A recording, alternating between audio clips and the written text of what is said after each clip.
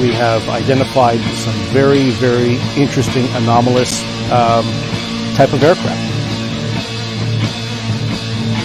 Traffic is quite luminous and is exhibiting some non-ballistic motion. Over. Move very rapidly at any speed or whether any direction it wanted to go. Why it could change and go to the right or the left or go crossways without hesitating a bit. What do you think it was? Well, if they call it a flying saucer, that's what it is.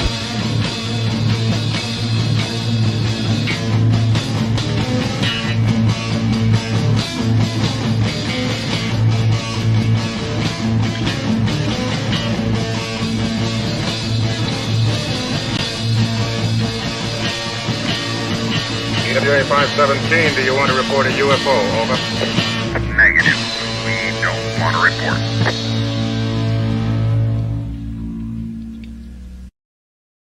Look, it wasn't my worst Wednesday night.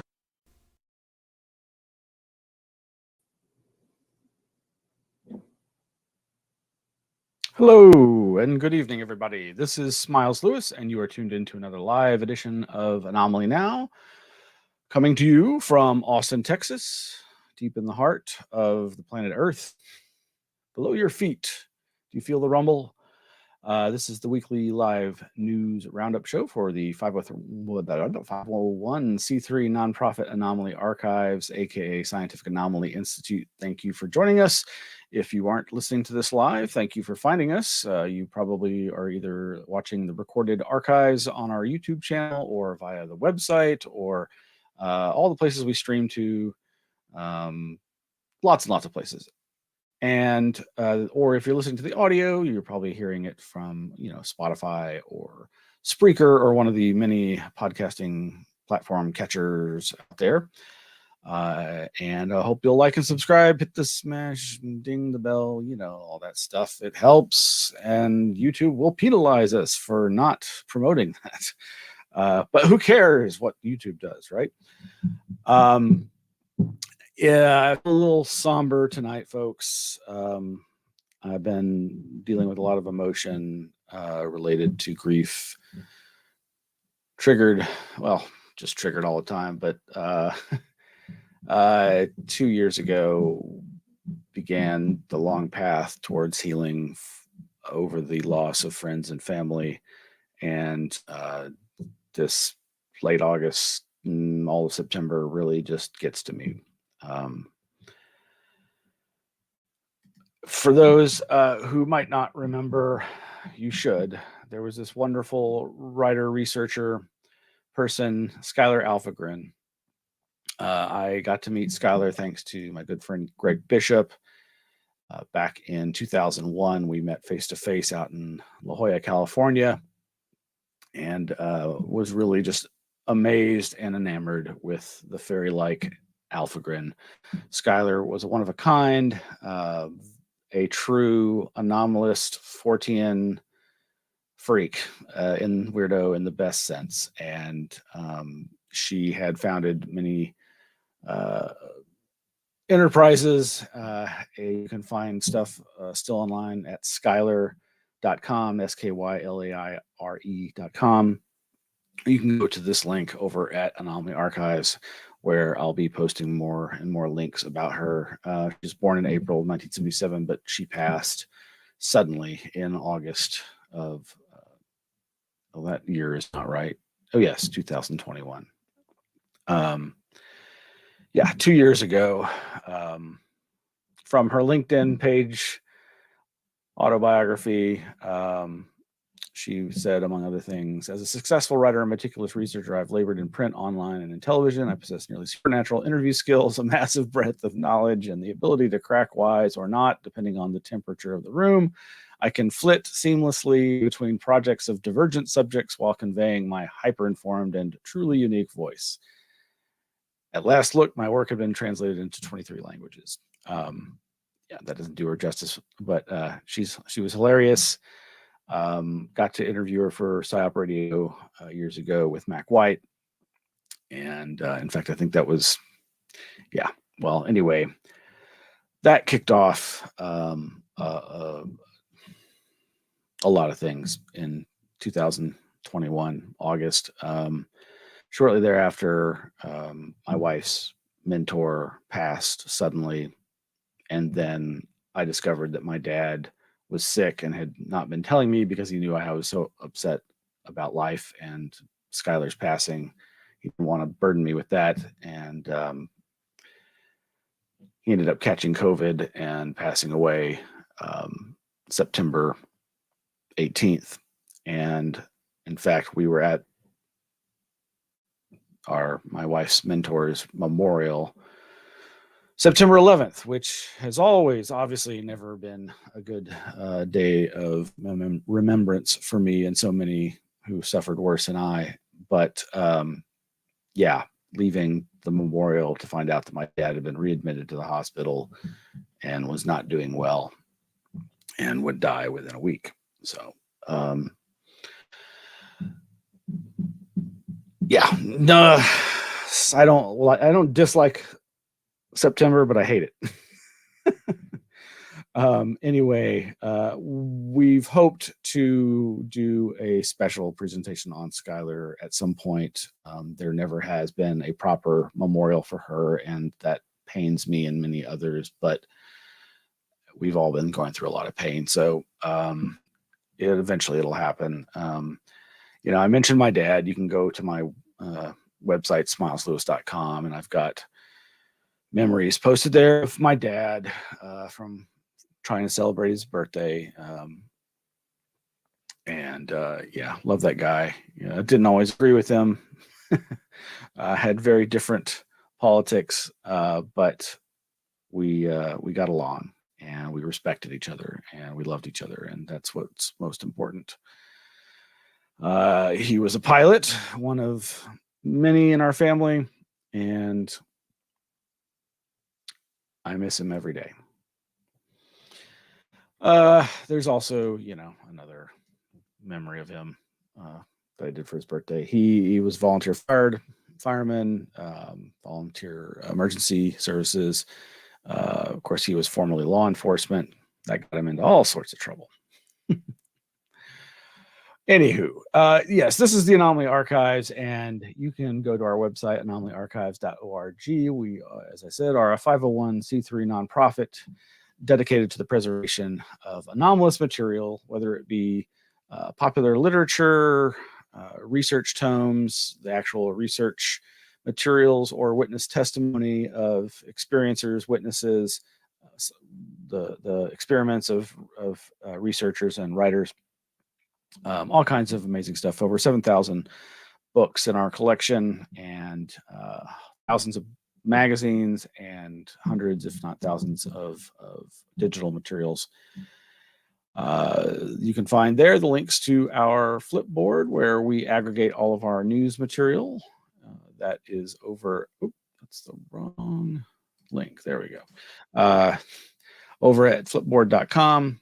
There's all kinds of links there. So here's some news that I just saw this morning. NASA to discuss unidentified anomalous phenomena report. They'll be hosting a media briefing at 10 a.m. Eastern Daylight Time tomorrow, Thursday, September 14th, at the agency's headquarters in Washington. So check that out. We got a link to that over at the Flipboard. An interesting thing I had the chance to look at from the always helpful John Greenwald of the Black Vault.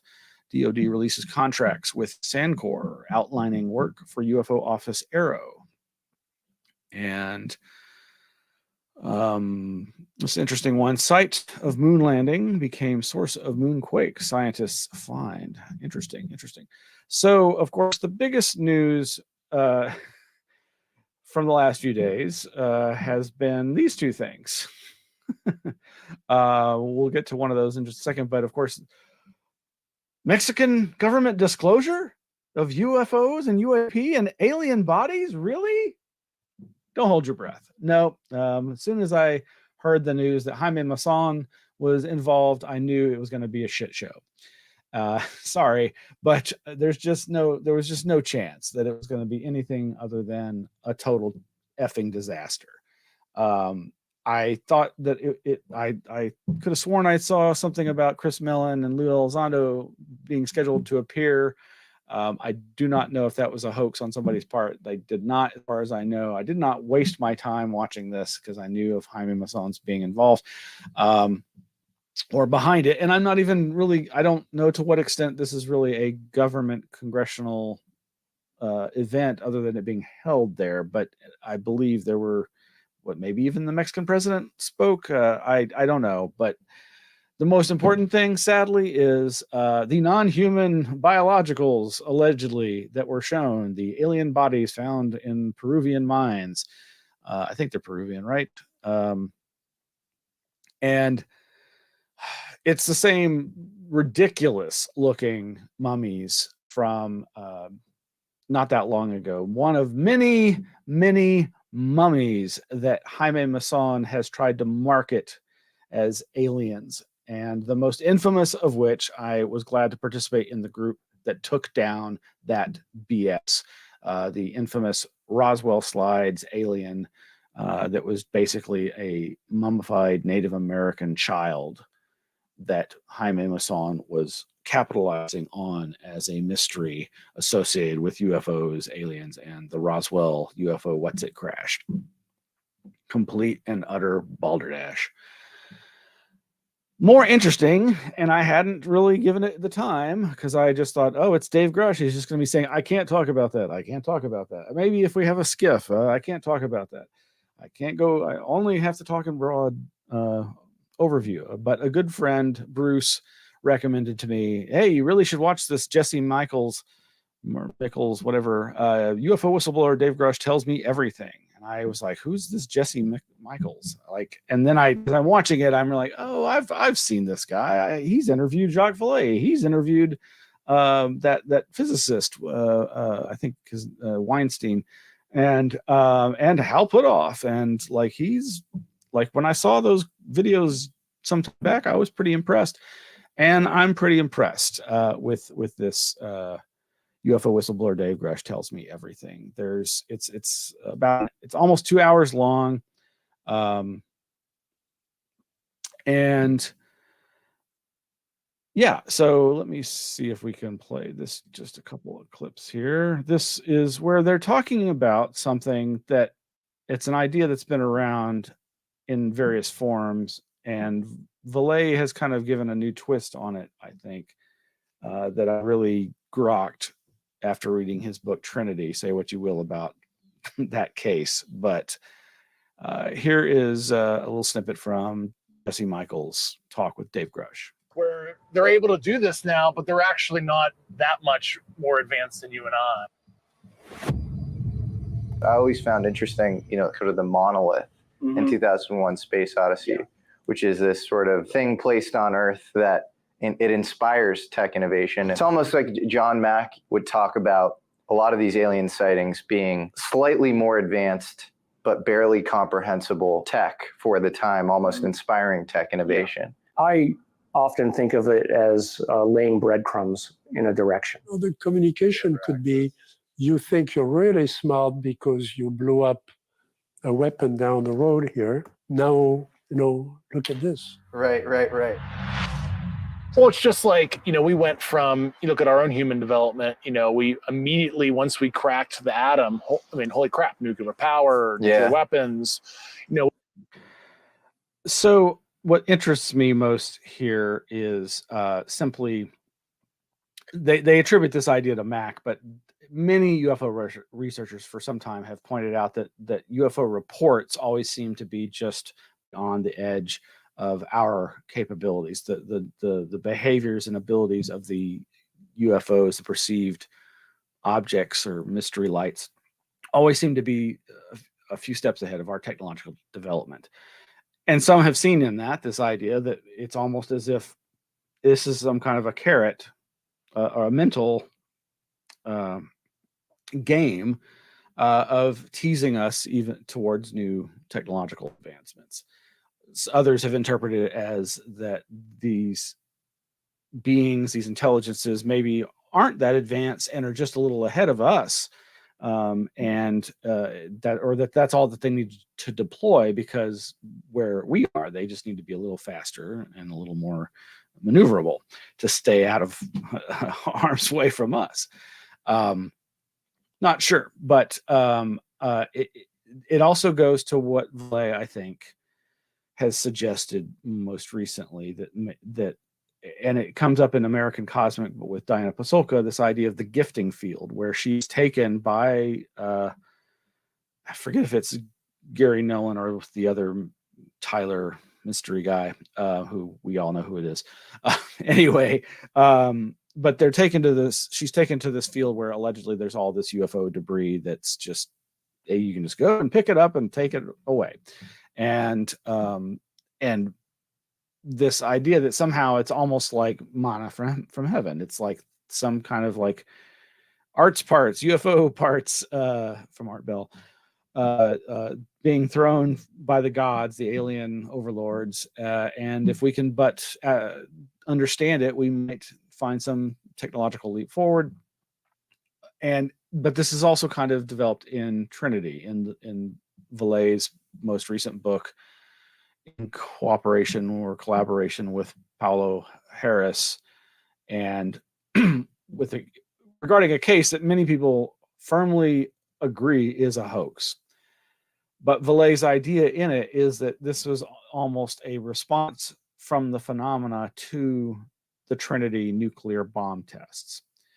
Something else that's in this documentary, or rather this 2-hour and 52-minute presentation, is talk about the connection to nuclear weapons, and that's interesting as well. Of course, I would just remind folks that our recently departed friend David Perkins, he and Chris O'Brien were some of the earliest people to really focus in on interesting connections between cattle mutilations and nuclear facilities. But maybe these things aren't related at all.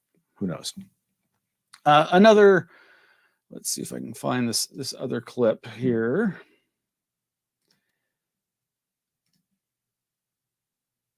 And yeah,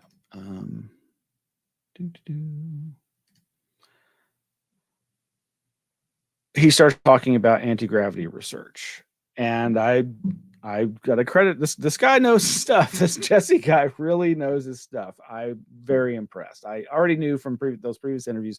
Yeah, he's very well read. Really knows his way around all the issues associated with this. So he starts bringing in Project Paperclip and the whole, suppressed anti-gravity research. And there's just a little taste of that. The National Secrecy Act prevented scientists like T. Townsend Brown from commercializing or even publicizing any technology which could potentially be interpreted as having a military application. Well, we know from Shotskin's biography that Brown actually had meetings with the highest level officials in American atomic programs. People like Edward Teller, the father of the hydrogen bomb, and General Curtis LeMay, both deep insiders when it came to atomic secrets. Townsend Brown's daughter Linda even recalls that he was often taken home in a black Cadillac, driven by a man that she would eventually come to know as Robert Sarbacher. And where have we heard that mysterious name before? Sarbacher, somebody purportedly involved in the stand-up of the stuff that I uncovered, right? But if you look deeper, things get even weirder with Brown. In the naval records that we do have, it shows that Brown was suddenly terminated by the Navy in 1942 with no explanation, despite strong performance. 2 weeks later, he mysteriously pops up as an employee at Martin Corporation in Burbank, just 50 miles from where Skunk Works is founded a year later by legendary aeronautical engineer Kelly Johnson. Skunk Works was created to house Martin's most advanced secretive work. Over 80% of its current projects are still classified. Is it a coincidence that Townsend Brown joined Martin Corporation a year before its founding? And guess who else funded Brown? None other than Agnew Bainson, the same anti-gravity financier who helped send physics into a dead end by popularizing quantum gravity. Okay, Townsend Brown. Remember that. I wanted to look that up. I've heard of him in one of the documentaries, I believe. Because there was this golden age of relativity in the 50s, and then everything sort of went silent. And I think that's an interesting axis for you guys to look into. Okay, this is all interesting, but I know, right? We don't have a smoking gun that any of Brown's work actually got implemented by Deep Black Aerospace. Well, that's actually not true. We kind of do have evidence. In March. And so he goes on to talk about the Hunt for Zero Point that the book and the research that we've talked about by Nick Cook. Great stuff. Anyway, highly recommend the video. Good use of your hour and 52 minutes time. So check it out. I think you'll dig it. Meanwhile, where are we? Back in the world of conspiracy theory. JFK assassination witness breaks his silence and raises new questions. This guy is one of the Secret Service guys who was on the motorcade during the terrible assassination of John F. Kennedy there in Dealey Plaza so many decades ago. And he has now come out by saying that he basically gives new excuse the turn of phrase, ammunition to the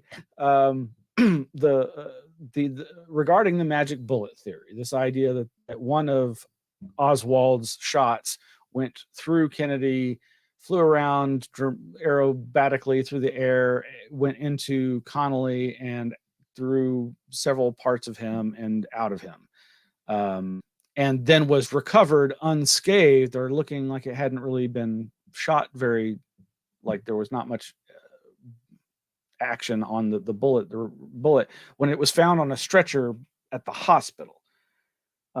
It's a crazy story, the magic bullet theory, but it's what the Warren Commission put forth. And this gentleman basically claims that he found the bullet.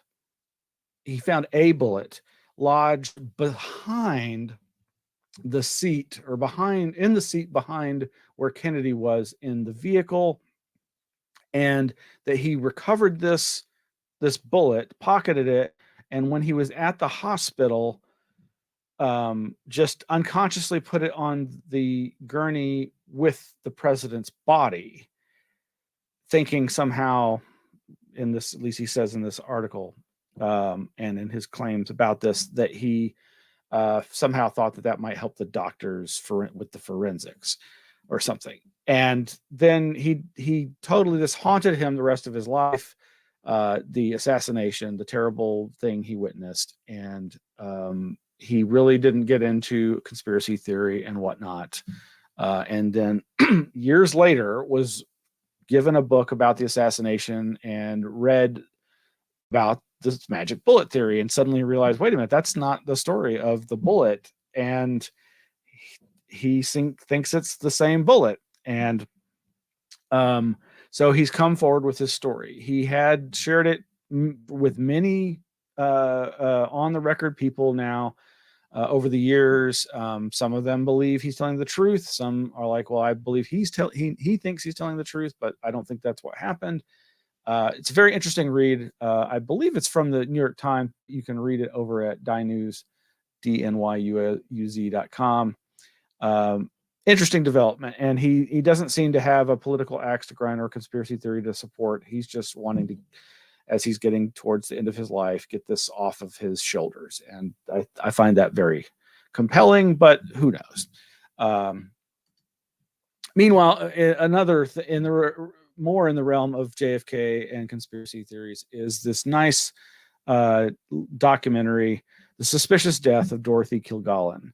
And if you don't know who Dorothy Kilgallen is or why her death might seem suspicious, you should watch this 30-minute documentary. It goes into a lot of detail about her, much of which I was really not familiar with. I think I first became aware of her when one of the Excluded Middlers, one of the founders of the Excluded Middle magazine back in the 90s. Of course, that's Greg Bishop, Robert Larson, and Peter Stencil. And Peter, I believe, created a song that he made me a copy of many years later called Dorothy Kilgallen, or What Had Befallen Dorothy Kilgallen When She Found Truth About Flying Saucers. And so this goes into this. I think it connects with the whole Marilyn Monroe connection as far as suspicious deaths go, and JFK, and the idea that there's somehow UFOs connected to JFK's death and to Dorothy Kilgallen's mysterious death. But we'll have the link for that. You can check it out. I highly recommend it. It was a nice watch. On a more archival note, here are a couple of articles of note over at mediaeye.com. Presidential libraries of Obama, Bush, Clinton, Reagan, and more warn about state of U.S. democracy in first ever joint statement. And of course, what are they talking about? Well, this move to ban books and so much censorship and suppression that's going on in our libraries across the country. And wherever you feel you are on that issue, I think it's something, like everything, we should be talking about. And so you might want to check that out. Like I said, it's over at mediaeye.com. Another perhaps relevant news article, NBCnews.com, conservative book ban push fuels exodus from American Library Association. The National Association's defense of disputed books, many of which have LGBTQ and racial themes, is part of the reason for the library exodus. Somebody's sign in this picture saying fascism equals censorship, oppression of opposition. Yeah, there's some radical stuff going on, folks, and you might want to pay attention. So I'm not going to tell you how to think. I just lean towards always letting people have access to information. And whether or not that needs to be PG rated for kids of a certain age. Hey, welcome back, Tipper Gore. Got your warning labels on everything. Yeah, for those who don't know what I'm referring to, what was it, the late 80s? I forget, 80s, 90s? I think it was the 80s, when Al Gore's wife, Tipper Gore, got all incensed about the horrors of rap and metal lyrics. And that's where we got our record label warnings for adult content. Meanwhile, where is this? Oh, yes. EFR, Expanding Frontiers Research. That's the nonprofit in Utah founded by Erica Lukes and Jack Brewer, and it features other good people on their board of directors and advisory board. Of course, Erica Lukes once involved in the MUFON organization and has been long interested in UFOs and the paranormal, but pretty much got disgusted with, well, things like the Roswell slides, and also, but all the scum that infest the UFO scene, sadly. But I guess, there's scum in every community, right? There's a lot of them in the ufology community. Anyway, over at expandingfrontiersresearch.org is a press release about their getting ready to launch a new online archive of some of her material, some of their nonprofits material, including the works of amazing UFO researcher Ann Druffel, among others. So very excited to see this announcement. Got to support our fellow archivists and preservationists out there, especially when they're working in the field of UFOs and the paranormal. A little birdie told me about this news item, also in Utah, coincidentally enough. PhenomenaCon lands in Utah with talk of UFOs, Bigfoot, and taxes. Of course, Erica at EFR had been drawing the local media's attention to things that she has very serious views on about certain people in the UFO community and paranormal community, especially anybody connected to Skinwalker Ranch. And it turned out that this PhenomenaCon in Utah was getting tax dollars. And, well, not everybody's happy about that. But this news story is reporting on the fact that the conference is now claiming that they're making enough money that they don't need those tax dollars for support. There's a couple of lines in the news reporting on this that might give you one pause as to whether or not that's a true statement. I think basically the they allege that the person who I guess is coordinating the conference, their salary isn't being included in the budget. So maybe it's not balancing the bottom line. Who knows? And semi-lastly, I mentioned this movie review for Greg and Dana Newkirk's new documentary, The Unbinding. This has now been widely released, and you can find it on most of the online streaming platforms for rent or sale. I highly recommend it. I finally got to see it. I was really entertained, and I love what they are doing and think that they're good people doing good work. And I'm really looking forward to seeing them live and in person doing Haunted Objects Live here in Austin this Sunday. So I'll post the link to this review. I think I mentioned it. It may have been posted in a previous episode of this, but definitely check it out. Whatever you think about paranormal hauntings and that sort of thing, Greg and Dana are not your normal ghost hunter paranormalists. They are really part of a trend in the right direction, and I'm proud to support their community. So you might want to check that out. Let's see. I think one last thing. So for years, it may have been back in 2003 or 4. It was in the early aughts, post 9/11, when I was tuning in. I think I was listening to Greg Bishop's show, or I was about to listen to Greg Bishop's show on killradio.org when he was doing his weekly live Sunday night show. And there were, of course, lots of other DJs on Kill Radio. I think it was Kill Radio. It may have been another online streaming station, but I'm almost certain it must have been a 9/11 anniversary. So it was September 11th of whatever year. And there was a song playing and playing and playing, and it's like an 8-minute song, but it was looping over and over and over, and I loved it. I was just like, wow, this is really powerful, really interesting. And in all these years, I've never been able to find out what that song was and leave it to a younger friend of mine. And I had thought about using Shazam, and I should have, because guess what? They found it in seconds, or less than a minute. And the song is by a band called From Monument to Masses. The song is called Sharpshooter. And hopefully the stream won't get shut down if I start playing this. If it does, well, whatever. Anyway, I'm going to end the show with this. So we'll see you next week. Thank you for tuning in. And love you all. And hey, Tim, thank you. I really appreciate it. So that's it. Good night. Oh, wait, no, I need to hold on, do this the right way.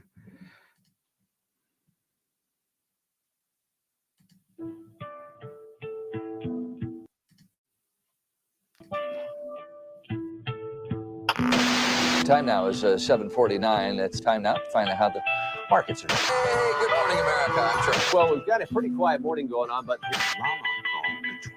Dow Jones down 72 points. The Nasdaq. The customers weren't That's not me.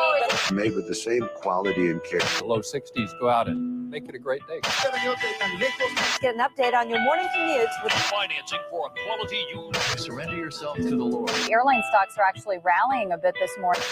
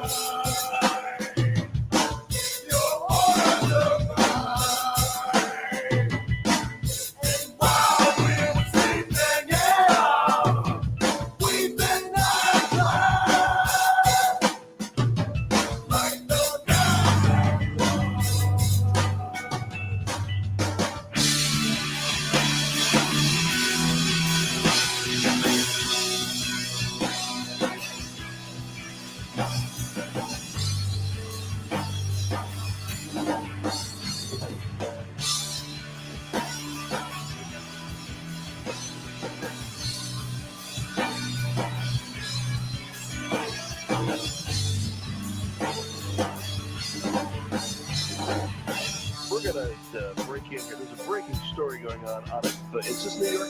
Gargantuan explosion! Oh my God, I don't believe it! I'm 4 blocks north of the World Trade Center. The entire building has just collapsed. 13, where exactly are you, Jake?